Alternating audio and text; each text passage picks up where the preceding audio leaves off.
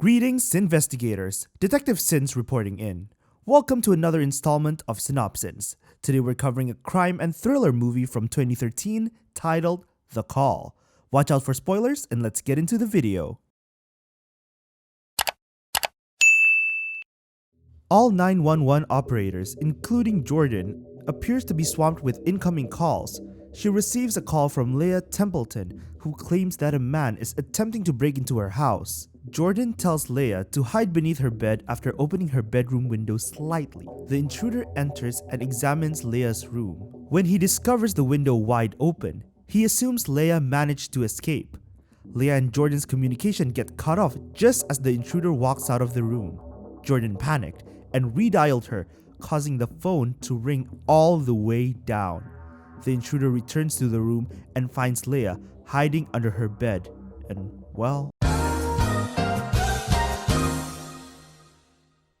The next day, there is a widespread news of Leah Templeton's disappearance.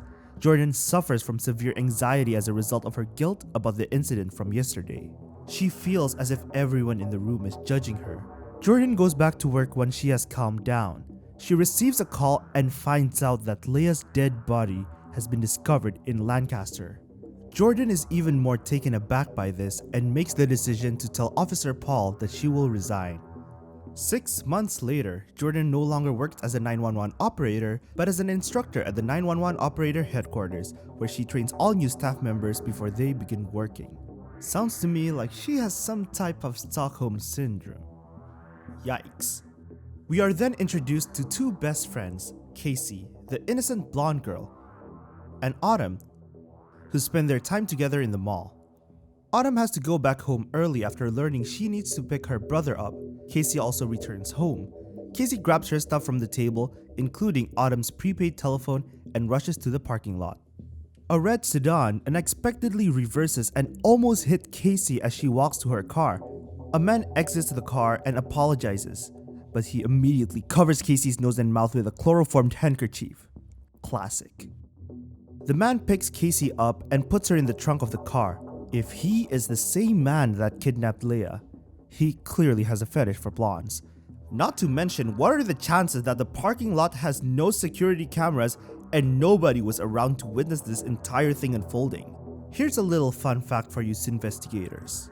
Chloroform is used even in medical practice. However, it takes at least 5 minutes to knock someone out with chloroform. Therefore, if the victim passes out in less than a minute, the dose is probably too high for anyone to inhale.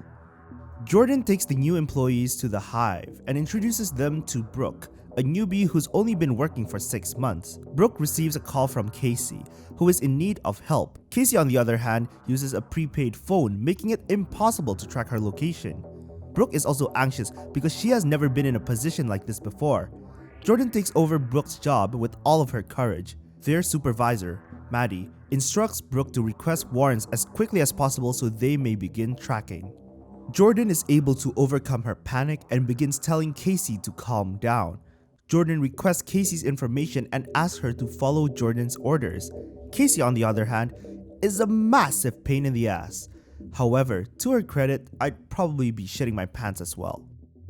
Jordan quickly calls the police to search for the car after learning the kidnapper's features, the vehicle he drives, and where they are now. Casey is instructed to kick the taillight so she can wave her arms. A woman dials 911 to report a probable kidnapping. When the woman approaches the kidnapper's car, he pulls off the highway.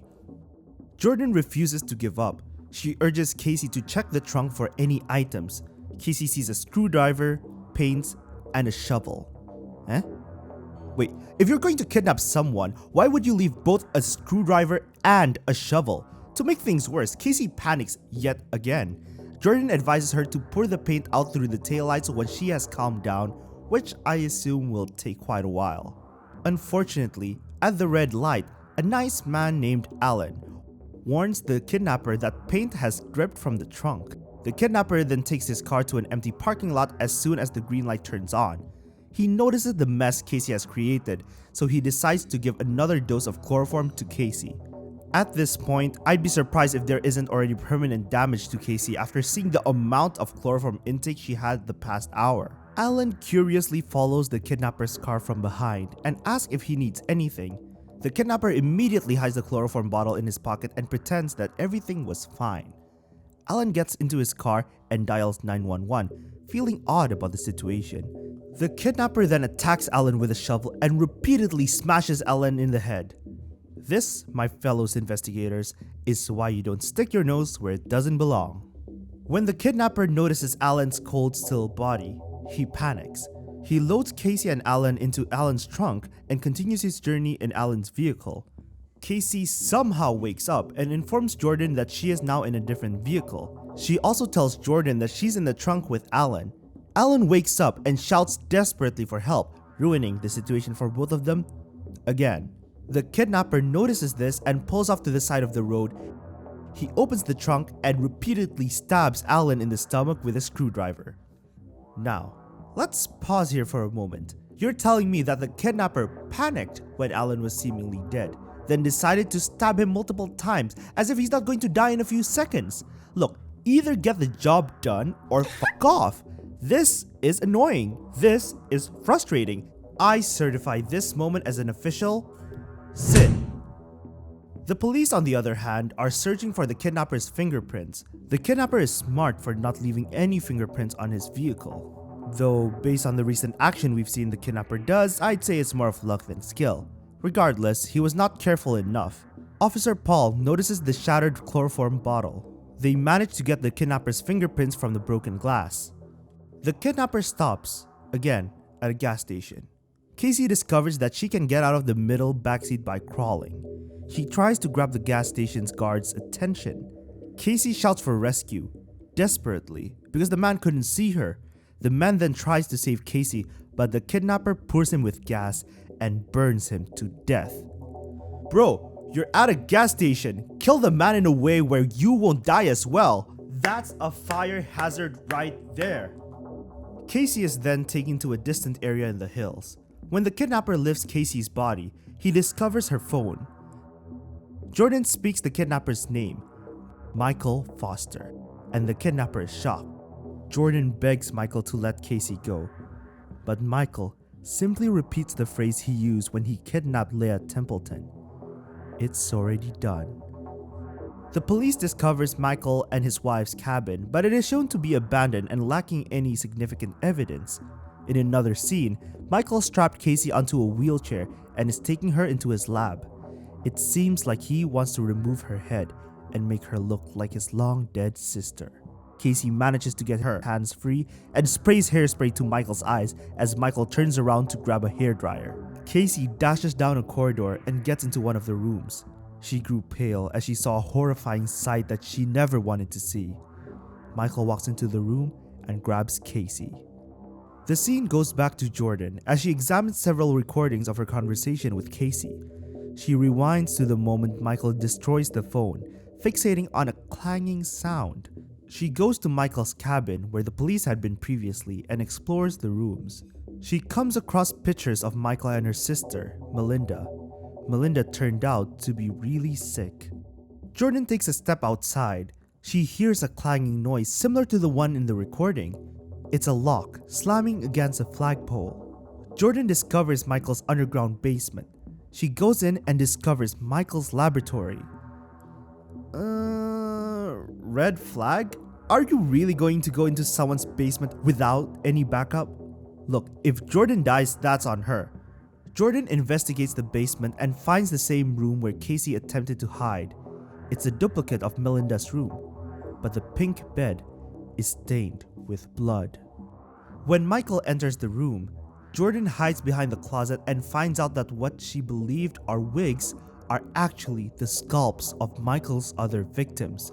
It's clear that he's been murdering women in order to realize his sick fantasies.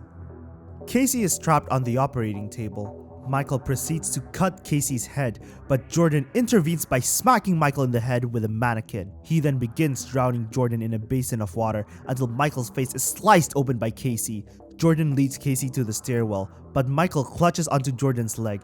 Fortunately, Jordan is able to kick Michael, allowing her to escape after Casey. This scene, right here, is the exact reason why I said that this is practically real-life Tom and Jerry, with, more violence. Michael climbs the stairs, intending to chase Jordan once more, but Casey stops him by stabbing him in the back with a knife, and Jordan kicks him back down the staircase. Jordan is tempted to dial 911, but Casey appears to have a better plan. When Michael awakens, surprisingly still alive despite the numerous wounds, he notices that he is chained to his wheelchair. Jordan and Casey tell him about Casey's reported rescue. Jordan found me in the woods. You disappeared. Jordan finds Casey as she is walking through the woods, and Michael was never found. They leave Michael and lock him in his own laboratory. So, what should have Michael done instead? All he had to do was lock the damn basement. By that I mean really lock it tight. Just because you're in a hidden place, that doesn't mean you'll never be found. You can never be too careful when trying to get away with murder. Thank you so much for watching this video. If you like this video, go ahead and click that like button down below. Subscribe if you want to see more content just like this, and ring that bell to get notified whenever we post a new video. So investigators, you are dismissed.